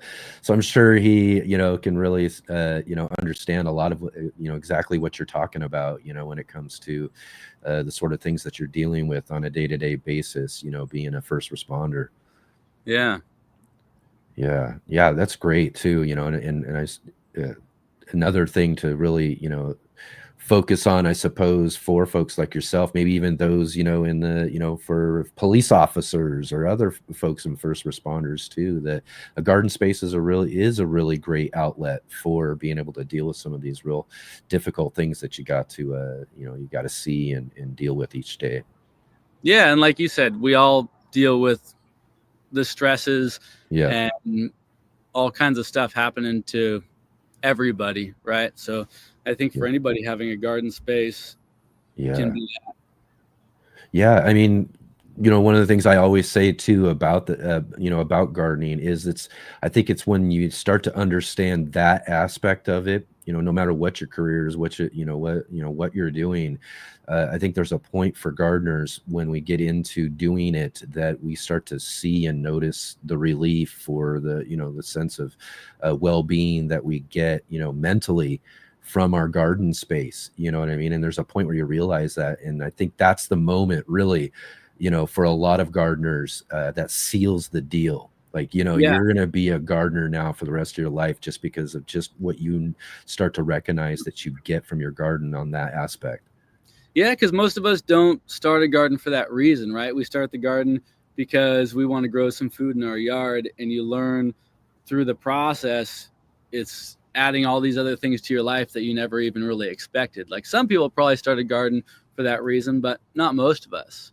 Right. And it feeds us in so many other ways than just with food. Yeah. And right. Exactly to your point though, even for me in my own case, as I got started growing, it was really fun. Just the idea of like, oh, I could grow my own food. I've been growing all these house plants all my life, basically, something my mother handed down to me. But there was a point, in my adulthood when I was, sitting down with my daughter, sharing a cucumber that I grew from my first food plant that I grew, and it was just kind of a light bulb, like, oh wow, I could grow my own food. That was kind of the fun of it, like I said. But it was, within those next couple of years, some really, really heavy things happened in my life, some really hard things to deal with. And that's really when I found myself and spending more time and doing more in my garden space. And then that's when I kind of found that moment where I was like, wait a minute, this garden's really helping me out here. It's helping me deal with these sort of things. And like I said, it just really, and at that point was like, okay, I know I'm going to be a gardener for the rest of my life now, for sure. Yeah.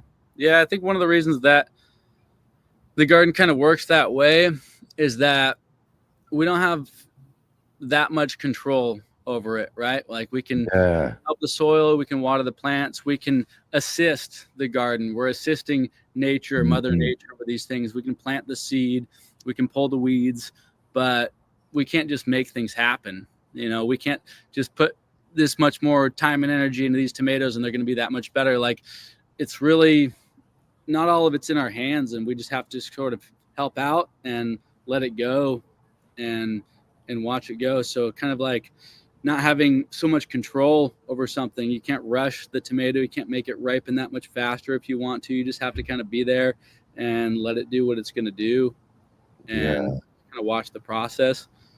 So I think for us, especially in a time where everything's kind of so fast paced, and if we want to know something, we can just Google it real quick and it's all happening pretty quickly. With gardening, it sort of slows us down, and it like just grounds us in the idea that we don't have, life is life, and we've only got so much control of things. And again, to it, and whether it's the things going on in our life, that we're de-stressing from in our garden space, we can really kind of learn that nature's always there, and it's always doing some of these really wonderful, fascinating things.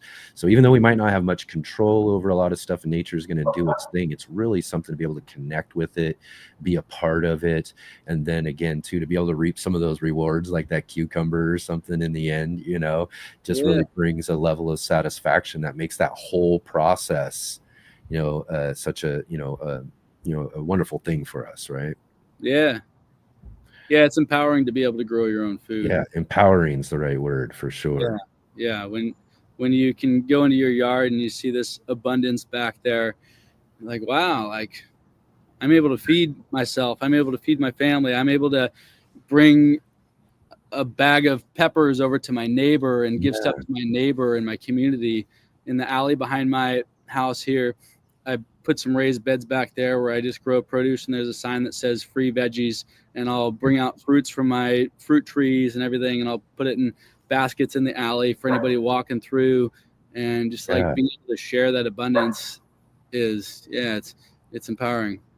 Yeah, that's one of the things I really love doing is sharing. And I've got, my gardens are really there's a lot of alleyway space and all of that. And that's really and I love the idea that, and again, too, it's similar to what I did with my spaces, was like, I know people are walking through, so whatever's growing out there, if folks are, grabbing some stuff, that's all fine and good, and whatever I can get out of it's fine as well.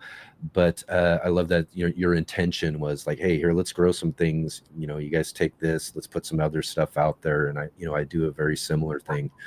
In fact, my neighbor who installed some new cameras recently, he calls me up a couple weeks back, and he's like, there's someone out in your garden picking your peppers on the alleyway. And I'm like, oh, okay, that's okay. That's cool. It's no problem. Don't worry about it. But he was like, oh no, I got to let you know. And I was like, no, that's the, really. And that's why I also mentioned this in my recent pepper video we did, because, I was showing the alleyway peppers that we have growing out there. And that was also one of the reasons why I only grow sweet peppers out there too. Because I don't want anybody like come to grabbing a hold of one of these hot peppers, one of these super hots or something, and having a real surprise, not knowing what they're picking or something as well too. So there's an intention there to know that folks are walking through and folks will be picking things and trying things and that sort of thing as well. So I really love that's something that you do as well. Yeah, I think if we have an abundance, we should share it. Yeah, absolutely. There's nothing, like you said, there's nothing like taking some extra zucchini, because those dang plants are going to produce like crazy. You're going to have more than you can ever need. But to drop those off on your neighbors' porches and give them little gifts here and there as well too is also really fun. Yeah, certainly. Yeah, I mean, and I grow so much stuff here, and it's just me, and I eat a lot of it fresh, and I preserve a lot of it fresh. And people always ask me like, what do you do with your extra produce? And I always just say, like, I don't have extra produce. I have way more than I can eat, but I grow so much because I want to be able to share it with people. I want to be able to bring it into the firehouse and bring it to the neighbors and share it with anybody. Yeah, absolutely. Right on. Let's see here. Let's grab another question here. David asks, how did you design your 6,000 square foot lot to be both beautiful and productive? Do you take any thought to that? Like you want a certain aesthetic or certain look or that sort of thing, or is production really your number one thing?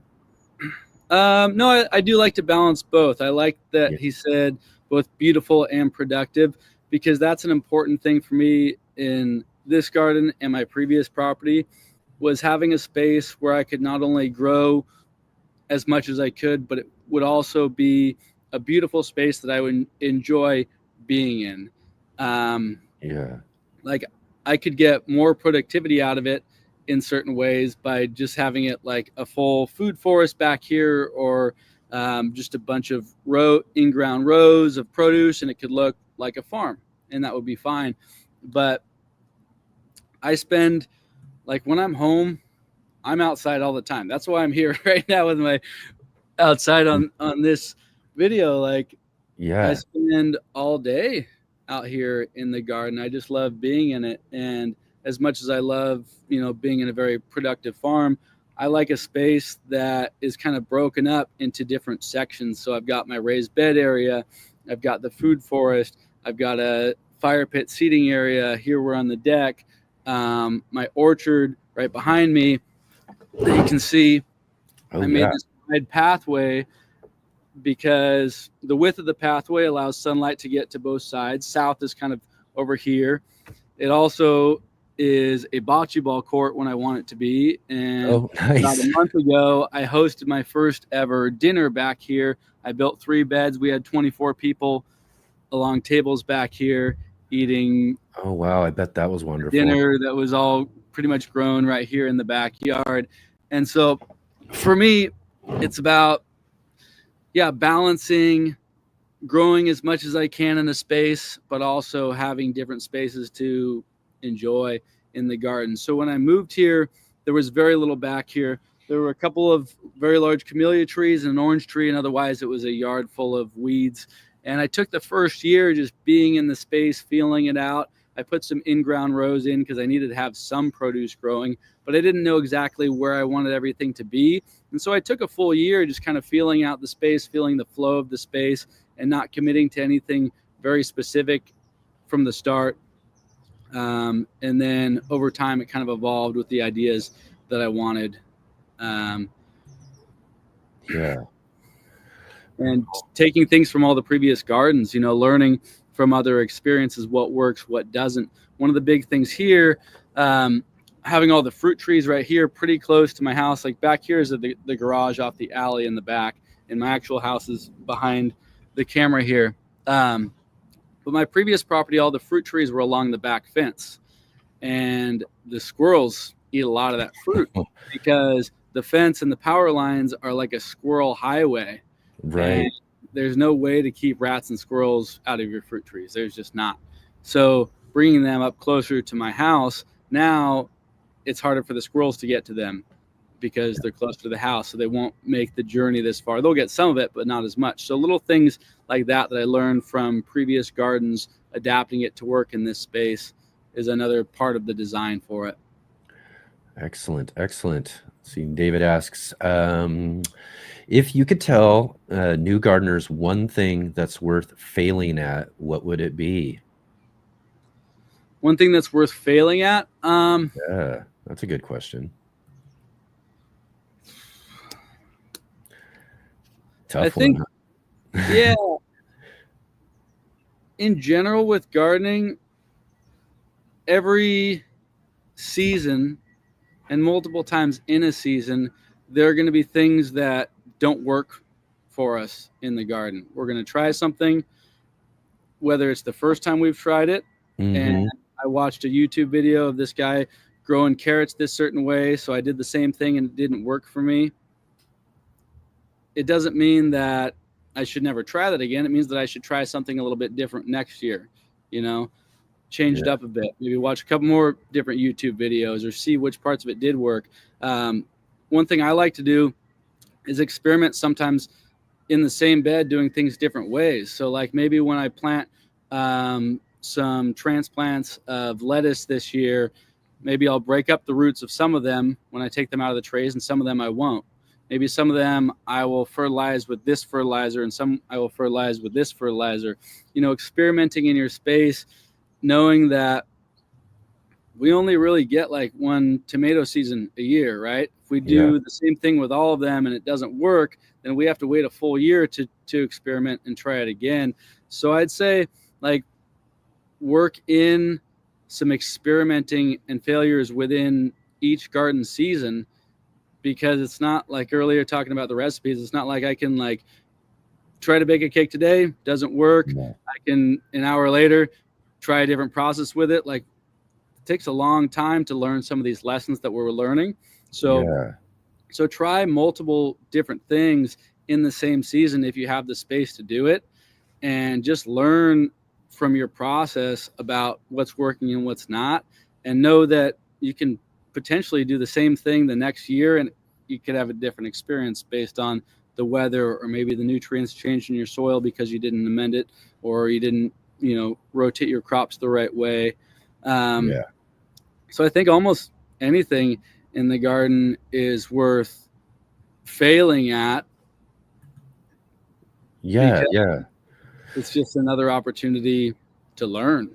Exactly, and that's really what they are, in a sense. You always have put failures in quote marks and stuff because they're also learning opportunities, and especially for us gardeners, Yeah. and again, similar to what you were saying is that really, and you also mentioned this earlier too, like one of your first gardens, a lot of things didn't work out, a lot of things weren't growing like you were expecting them to, but those were, again, learning opportunities, and you take those into your next season. Right. And even though we want to grow all sorts of stuff, it's great to know and understand, no matter how much we're growing, that a lot of things aren't going to work out the way we exactly want them to. Right. But maybe each season we kind of focus in on certain things, and that way we can carry those things into our next season. And that's kind of what I do, is I kind of build from season to season, learning newer things each season and trying to take those with me to the next season. But also understanding as well, like you said, that there's a ton of factors that go into a lot of stuff. Even when we've got some things honed in and we think that we've got it all figured out, that next year is going to show us something new, and we're going to learn something just a little bit more. So it's really just kind of built into the process of gardening and learning. I've talked to many gardeners here on the show, and especially a lot of the older gardeners will always, emphasize that even though they've been gardening 30, 40 years or so, they're still learning new things each and every season. So that's what we want to know right from the beginning of our journey, is that this is just going to be a constant learning process. Yeah. I think it's important to recognize that just because something doesn't work out in your garden doesn't mean you necessarily did something wrong. Like you could, especially depending on what you're growing, like you can plant something and it just doesn't work out, and you could have done the exact same way the previous year and it worked totally fine. But yeah, we're constantly learning. There's always different challenges. There's always different failures and successes. I think one of the biggest mistakes new gardeners can often make is just trying to do too much all at once. Mm-hmm. Your first year planting a huge garden, and you're trying to learn all these different things, and so much of it isn't working out, and so you get overwhelmed and you tell yourself that you've got a brown thumb. That's not something that, gardening isn't something that you can just like pick up like that. It's a process of learning. So I think like starting small, learning what works, doing the things that are working for you, and slowly incorporating more challenging things into gardening, so that you don't feel like 90% of what you're doing is a failure. You've got maybe 50%, and then the next year 40% of it isn't working as well, and then 30%. And like where I'm at now, like, yeah, there's been tons of stuff that hasn't worked out for me over the years, but each year I'm learning and adapting, and I still have, probably 10% of the stuff in the garden is not where I want it to be. Maybe it died early from a pest or a disease, or it's just not thriving. I'm not getting something. But before, it was like 50% of it, so each year it's getting a little bit easier, and maybe next year it'll be 20% won't do well. You just never know. Yeah, you just keep building on it, but there's always going to be a percentage of something. And again, like you said too, it's one of the hardest things. And I think this is probably, it's one of the biggest pieces of advice that most gardeners share to new gardeners is, hey, don't overwhelm yourself. Don't try to do too much. But when you discover gardening and you discover how, this empowerment, as you talked about earlier, it's just too hard. It's too hard to, when you get those first seed catalogs that you're getting in the mail, to start ordering anything and everything you want to grow. Your seed collections start growing more than you'll ever be able to put into your garden. And then you try putting as much into the garden as you can. And it's just really too hard, it's like convincing your teenager not to do something because you've already had the experience doing it, right? Yeah, it's hard to have that restraint. It's hard to go to the nursery and get that one thing that you went there for, and not come home with seedlings that you don't have time to plant, and then they just sit, and you're like, oh, they're drying out. It's getting out. I got to get these in the ground. Exactly. Yeah, it's hard to have that restraint, and it is. It's but I think to expect that we won't. So we will do that. But the bigger point, though, too, is that you've made here is that let's accept that certain things aren't going to work out the way that we want them to or we expect them to. And even if you're going to go ham at it and do everything that you think you can possibly put into your garden or squeeze everything in, just go in with the expectations and understanding that, not everything's going to work out as well. And maybe, again, just hone in on a couple of those things, like really concentrate on those, grow everything you want if you're going to do that, right? Or not follow that advice of, limiting things a little bit, but hone in on just a couple of things and then build on that from season to season to season. I think that's just a great piece of advice. Yeah. Don't put too much pressure on yourself, because you don't have all the control out here in the garden. Yep. That's right. The garden is going to do what it's going to do, right? Yeah, we'll help it along as we can. Right on. So again, and we kind of touched on this just a little bit earlier, but you've been growing all these years, and then again you said you moved to a new place and that sort of thing, and you started your Instagram and all of that. What was really the big inspiration in doing that, taking your garden experience and now saying, hey, you know what, I'm going to bring some cameras out here and I'm going to go ahead and start sharing this experience with other people? There had to be kind of an inspiration point in that. What was that for you? I think the inspiration for me is that I recognize how much I get out of the garden.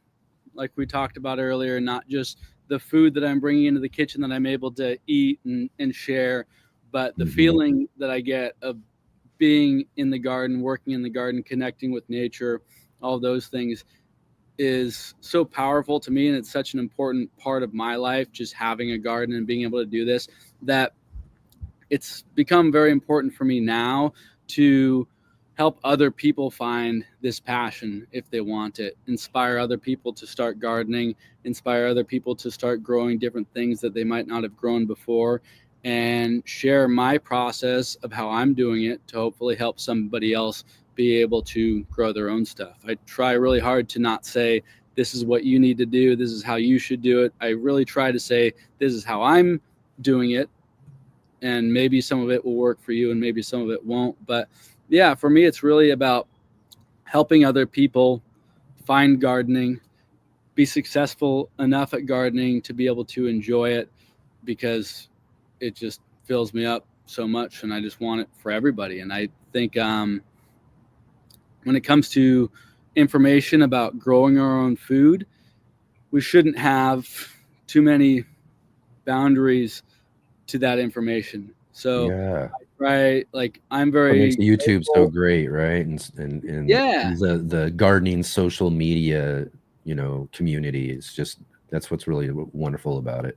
Yeah, I'm super privileged and fortunate to have a career in the fire service that pays all my bills, so that this social media gardening stuff can just be separate from it. And I don't feel like I have to, have paywalls and things like that. And I understand that some people, when it's their full-time job and that's what they're making money from, like, you do have to have some income from it. But for me, I just want to be able to share everything that I can easily, free for everyone, so that they can get that information. And I just want people to be able to grow food if they want to, and learn how to do it. And I think we all have information to share. You've got information. Everybody who's growing anything, sharing their experience is going to help somebody else.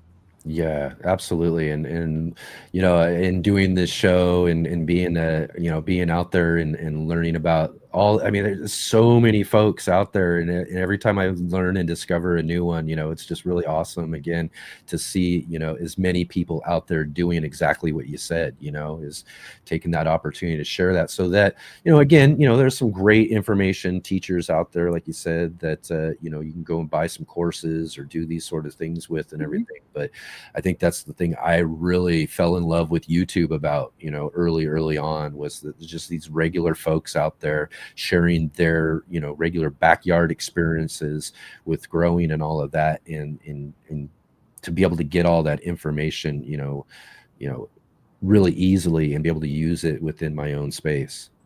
Yeah. I mean, there's a lot of things in my garden now that are growing that would not be here if it weren't for the fact that I saw somebody else on YouTube growing it in a similar climate. Like, I was doing research on growing avocados because I see avocados here growing in Sacramento. And so I was looking up YouTube videos on growing avocados, found a guy in Modesto who's got a big avocado tree in his front yard. And his name is Jeff, tropical garden guy. And he's got like all these graphs on his avocado tree, and then started watching some of his other videos. Yeah. And he's growing longan, and he's growing lychee, and he's growing mangoes, and he's growing all this tropical stuff. And I'm like, that's like 2 hours away from me in the same climate. Like, Yeah. I did not think you could grow any of that stuff here. And so that people like that, like, inspire me. And you see this other stuff and you're like, okay, I guess I'm going to try to grow some of that stuff back here. And Yeah. it actually does work out. Yeah, you find some great inspiration from folks too, and it really is awesome when you can find friends and people within the community too who are pretty local to you. You know, I got a good friend. He's in the chat here with us today, Adam. He's just right down the road, and it's always great to be able to share our garden experiences together and learn as well too. So not only are we building community through what we're doing and sharing through YouTube and all of that, but we're also discovering folks, you know, that can be really beneficial to what we're trying to accomplish. Yeah. Right on. So let's see here. David was asking, how do you decide which garden topics or builds to feature on YouTube? For me, I started my YouTube channel when I moved to this property because I have learned so much from YouTube for everything, whether it's putting up Christmas lights on the house or cooking a recipe or something. So I find it a valuable resource. And so I didn't have a YouTube channel before moving here. And so I knew, starting from a blank slate, I wanted to be able to share my full process of creating this garden. So mostly my YouTube channel has been videos on what I've done so far to create this space. I've filmed every single thing that I've done back here, but because I also have the full-time job and a lot of work here in the garden and everything else, and I'm the one who's filming, editing, in front of the camera, behind the camera, doing all the stuff, it takes a lot of time. And I'm also very much a perfectionist with a lot of things, but the videos for sure. And so I've filmed everything that I've done here, and now it's just a matter of editing the videos together and getting them together. So for me so far, it hasn't really been the idea of like coming up with what I'm going to share on there. It's more coming up with time to put together the videos of the things that I've already filmed and done. So I just want to show my process of creating this space, how I'm doing it, and then give some garden tours along the way. Like, I have a video planting out this orchard here, and I show the first prunings of a lot of the fruit trees, because I know that's a very intimidating thing for people. I know for myself, when I first started figuring out how to prune my fruit trees, you know, go on YouTube, watch these videos. Some of them are people who really know what they're doing. They've got a lot of experience pruning fruit trees, but you watch the video and it's hard to see what they're doing. It's hard to hear them, or they're talking about this other thing, and it's not very helpful. So taking all the information that I've learned from other people and my own experiences, and creating videos that I would want to see, that I would be able to learn from, the videos that I would have wanted when I was learning the things that I learned years ago, and putting those videos out there for people to kind of demystify some of the things that can be more challenging. So like for some of my pruning videos in this orchard, it took over a year to create those videos because I was showing the pruning. Then a year later, I was showing the results of that pruning. Because it's intimidating when you tell somebody, plant this fruit tree that's 3 feet tall that you got from the nursery, and then cut it 18 inches at knee high and chop the entire top off the tree. If you just tell somebody to do that, and like you don't show them that it actually worked and what the results were, they're not going to trust that to just cut their tree in half, that they just bought this big tree and now you want me to just cut it in half. Like, that sounds crazy. But I know. But when you show it, and you can see me planting all these trees, and I cut them all down to 18 inches. And then you see a year later how they've grown out to be, you're like, oh, wow. Okay. Yeah. Do that. It can work. It's okay. You know, so things like that, just creating the videos that I would have wanted, doing it in the way that I that I think is helpful to me to learn, because I didn't go to school for any of this. I've just learned from, a lot of other people and my own experiences, like most of us learn on here. So terminology that is accessible. Like, I don't know all the terminology that an orchardist might have or something, but Yeah. I'd tell you a funny story. We both know Charles from Ivy Organic. yeah. And I was down at his place a couple years back, visiting him and shooting a video with him. And one of the things he wanted to do and wanted me to do was to cut his avocado tree. I mean, like you said, all the way down like 18 inches, and just cut this whole tree. And he's like, here, here's a saw, go at it. And I'm like, I don't know if I can, Yeah. because that seems pretty drastic. And he's like, oh no, it's gonna work. And so that was kind of one of those first moments where I was like, oh, I don't know, but I cut that thing in half for him, so or at least all the way down. But quite an experience. It can when be you first do those sort of types of things like that. And now for me this year, because I've pretty much run out of space here, but I want to grow different things, I've started getting into grafting. So I've grafted on. Yeah. I've got 3 fig trees. One of them is like a seedling fig that's right here against my fence rail. It ended up being a male. And so I grafted it, or I pruned it to more of like a grape cordon kind of style with 2 bud spurs. And to each of those spurs, I'm grafting on a different variety. So I've got like 10 different varieties grafted onto this fig tree. I've got 2 other fig trees back there with another 10 varieties. I've got grafts onto my avocado, my sapote, my jujube, all these things. But I haven't put out any videos of that yet. For one, because I'm very new to grafting. And I think there's a lot of other people who have great grafting videos who I've learned from. But also, I don't just want to show a video of here's how I'm doing the graft. I filmed all the grafting that I did. And then next year, I'll be able to show the results of the ones that worked, the ones that didn't, can learn from my experience, and then show more details from it. So I think that is a very helpful way to do it, but I understand a lot of people don't want to do it because it takes a lot of extra time and effort to drag out a video for that long, but it's not much more valuable. That's the type of content I'm not the best at either, is let's film some stuff now, and then we'll film a little bit later, and then we'll film the results down the road, and then we'll put it all together. That's not, it's hard. It's hard to kind of put together. A lot of time and work to do it that way, for sure. Yeah, I'm more one of those people who's like, I want to go out, have everything I need to do, film everything for that video specifically, and do that. But again, those are really good, fun videos. I see earlier too, Outlier Gardener was saying, Kyle, please post more long form content. The shorts are fun, but your long form content is top notch, and it really is. But back again, too, I just also wanted to say is I totally sympathize and understand, because just like you, I'm the only one doing this stuff, and I've got a full-time job. I've got other things, that I do out as far as outside projects and stuff like that. So finding time is really a big issue when it comes to being able to put out the type of content we want to, because I'm sure when you're making a video, you want it to, you want it to be a certain way and look a certain way before you release it out there too. So in that case, that stuff takes time as well too, right? Yeah, and I think what Outlier is saying is a very good point that kind of ties together the stuff that I'm saying. Like, yes, it takes so long and so much effort to do all these different things.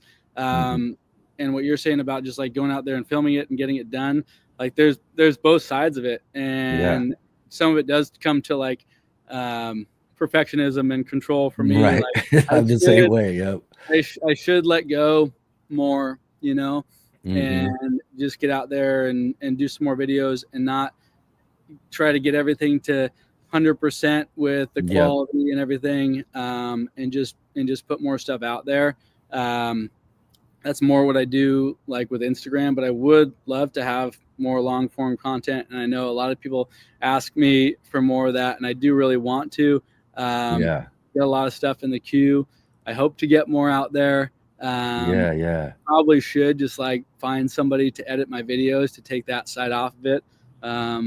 But then comes that control thing too. I've thought about that before. It's like, but I'm really particular about the little things and the way I want it constructed and that sort of stuff. And I'm not even a real professional at it at all. And I know when I look back at stuff, I'm like, I could have done this better or that better. But still, it's that level of control I have to put out something that I know I want to put out. Yeah, it's something that I'm trying to let go of a little bit, and we'll see if I can. Yeah. But, yeah. Right on. And also thank you, Outlier Gardener, too, for the super chat there as well, too. Again, thank you so much. Thank you to anybody here who's dropping in those donations. It's really awesome. So thank you there. And they say thanks for Kyle for having Kyle on the live. They're a big, big fan. So right on.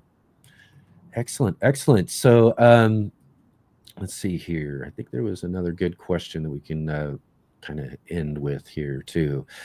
Where is it at? Okay, here it is. David was asking, what's your next big project for the Urban Farmstead? Got anything coming up? Any plans? Anything you think you want to do? Maybe you don't have anything set or going yet, but something you'd like to do? Yeah. A lot of it will be like hopefully taking the time to edit together those videos that I'm talking about. You know, I created this whole food forest back here, and I've got a tour of it, but I filmed everything from amending the soil, putting the irrigation, planting everything. And so some of the project will be just tying up those videos and getting that information out there of showing how it's going. Most of my projects as far as building out this space are done because it's pretty much full. I've got a little patio area that I want to put in where right now I have like an outdoor shower that's in there. I've got a cold plunge, and I'm hoping to put a sauna back here. Oh, so nice. I've got a little like a little spa section that I'm hoping to build out with like a little paver patio. So that'll be a little project. But no real big projects anymore coming here, hopefully. Just a matter of, maintenance and grafting. Eventually I'll have to do the front yard because my front yard right now is still mostly lawn I've got some pawpaw trees that I planted this year that I'm excited for. So eventually there'll be something in the front yard, maybe like a native meadow kind of landscape thing. But no real big projects on the horizon right now. Yeah. Plenty to do and plenty, like you said, things that you've already got going on. It's kind of hard to think about. Although, I mean, really, a sauna would be really awesome. In fact, before I got really going into all of my gardening and it just expanded it and everything, all I really have in the back is this cemented back patio, which is now full of these elevated raised beds, containers, all sorts of stuff that I have filling up the whole patio. But before I got all that going, my idea was to build like one of those cool big barrel saunas. Mm-hmm. And I was like, oh man, that's what I really want. And I still want to this day to have my own personal sauna. It's just saunas are one of my favorite things. So that would just be really awesome to have in your garden space. Yeah, it'd be rad. I mean, I'm fortunate to have a nice little like morning routine out here. I've got a hot tub that I'll go in the morning. I bought like this inflatable hot tub. I put it inside a livestock tank. And it's over here. And so I'll go in the hot tub and I'll do the cold plunge and I'll sit here in this chair on my deck, but face the other way and do a meditation every morning. And I really like to have kind of that slow morning and have that little morning routine. It's really nice. Having a sauna to work into there would be that much better. Oh, right on. Without all those toxins that I'm exposed to in the fire service. Exactly. Yeah. And again, another way to kind of relieve some of that stress a little bit, having some relaxing things to do as well as your garden space. So that's really awesome. Yeah. Oh, another one I want to do here soon is lighting, landscape lighting. Like right now you can see I've got some cafe lights that I put up for the dinner that I did recently, but I put low voltage wire all throughout the space when I landscaped everything. So I have the wires going in through everything. So I want to add, up lights to the trees. I want to put lights through the raised bed area, kind of lights throughout the entire garden. So that will be another project that I'll be doing hopefully soon. Yeah. It's one of the things I just go get some of those cheap little ones and I place them all over the garden space and everything. But it's also, it's really fun though, or really cool in a way is to, in the evenings, when you can walk around your garden space and see them kind of lit up all kind of nice and everything as well. Yeah, it's beautiful. Yeah. So lighting's a really great addition to a garden space as well.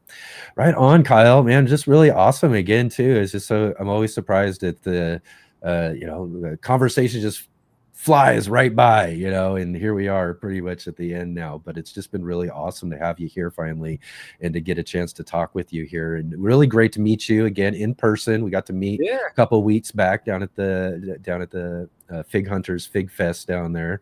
And in Red Bluff. That was just really awesome. And look forward to seeing you again, maybe down the road for another conversation here on the show and all of that as well too. Maybe even a chance to, because you're not that far from me down there in Sacramento. So maybe a chance here in the next year or so, come down and check out what you've got growing on there in your gardens. Yeah, that'd be fun. Yeah, anytime you're in the area, come on by. We can do a little garden tour back here. And there's always something in season to pick. Even right now, we're getting into fall, and I just harvested some bananas the other day from my banana tree. Look at that. Yeah. There's all kinds of stuff going year round here. So definitely welcome you to come by anytime, and appreciate you having me here on the podcast. Yeah, it's just really awesome. Again, too, I think I've been following you pretty much since you pretty much got started back in the day and everything. And again, like folks were saying earlier in the chat, you do such an awesome job in your videos. And again, your garden's just really amazing and all of that too. So as well as everybody else, I too look forward to some new videos coming up down the road in time when you get a chance. But definitely look forward to that as well too. And thank you again for being here with us today. Of course. Thank you. Right on. Excellent. We'll see you next time. All right.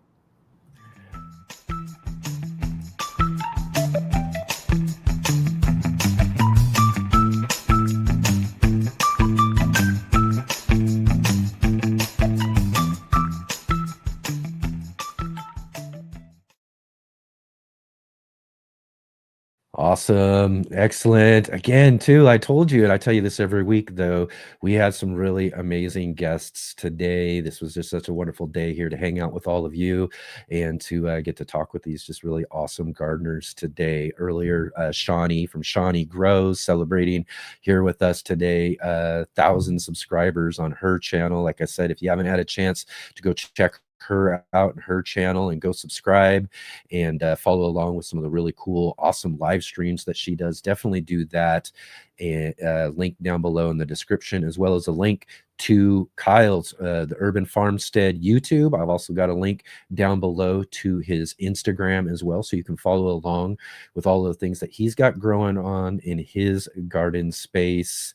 And definitely do that. And also, like I say all the time, is one great way to not only support our channel and support our guests who spend their time with us here on the Let's Get Growing show, is to go and visit one of their recent videos or posts or something, and go leave them a comment. Let them know that you saw them here on the Let's Get Growing show. I always appreciate it when you guys take the time to do that and show that support of, again, both us and our guests. Really, really awesome. Excellent. And also, as I've mentioned too earlier, again, we're back here tomorrow for our Sunday edition of the show. We've got another great conversation with you with our really good friend John Kohler from over at Growing Your Greens, and our good friend Wendy Fan is back again as well too. We got these two together.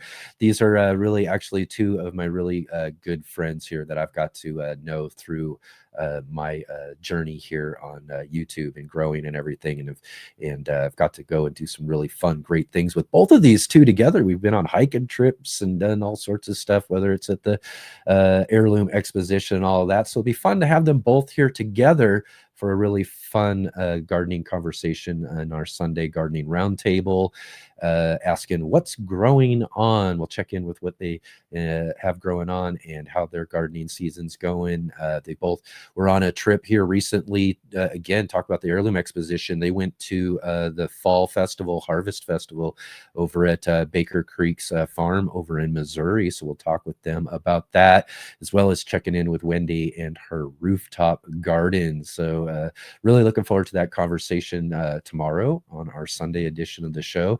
And then next week on the show, again, we're back again next week with another great show for you all. Next week, we're going to visit again with someone I haven't seen in quite a while, Amy Bauer from Front Yard Veggies. Amy is someone that I got to meet many years ago when I was first getting my channel started in my first visits to Los Angeles. She's since moved to the East Coast, and we'll catch up with her and hear all about how her season's gone and what's happening over at Front Yard Veggies, as well as the Reckless Gardener or Reckless Garden will be joining with us for our Are You Following Me segment for next Saturday's show. So really looking forward to that. Hope to see you all there, as well as next Sunday for our Sunday edition of the show. It's another appointment with Dr. Jeff. Dr. Jeff will be back with us. I'm talking a little bit more about gardening as medicine, and I think we'll be talking about a new book and guide that he's put out. We've mentioned before in previous conversations with Dr. Jeff, but we'll dig into that just a little bit more on next Sunday's show. So right on, everybody. Lots of great things to look forward to here coming up on the show. So I hope to see all of you for those shows coming up this next weekend. And before we head out here today, let's go ahead and do this. If you haven't had a chance to yet already, click that like button, hit the thumbs up, as well as subscribe, and hit the bell notification to be notified of all of our upcoming videos and live streams. Just put out a video for showing you all about these peppers and the pepper plants for our ultimate pepper guide that I released just yesterday. So I've got a link also down in the description to that if you want to go check that out as well. And again, too, got more shows, so make sure you hit that bell notification so you'll be notified of our upcoming live streams coming up, and definitely share with all your friends and let them know about these amazing conversations we get to have with all of these gardeners from all over the world here every Saturday and Sunday here on the Urban Gardener channel, 11 a.m. Pacific, 2 p.m. Eastern, and 7 p.m. British summertime. And I think the time has changed, so I'm gonna have to look into that, maybe get that fixed up here real soon as well too. But thank you again for joining with us here each and every Saturday and Sunday, and definitely follow all of those links down below in the description. And again, thank you to David. David, you did an awesome job today, man. How awesome filling in for our J-Bot this Saturday, and really awesome. Great questions, really awesome putting out all that great information and following up with everybody in the chat. Just really great job today. So thank you so much, David, over at Bowtie Life in the Garden. And again, everybody, we'll see all of you guys tomorrow for tomorrow's show. Really great conversation we'll have with both Wendy and John. So definitely come join with us for tomorrow's Sunday edition. We'll see you then.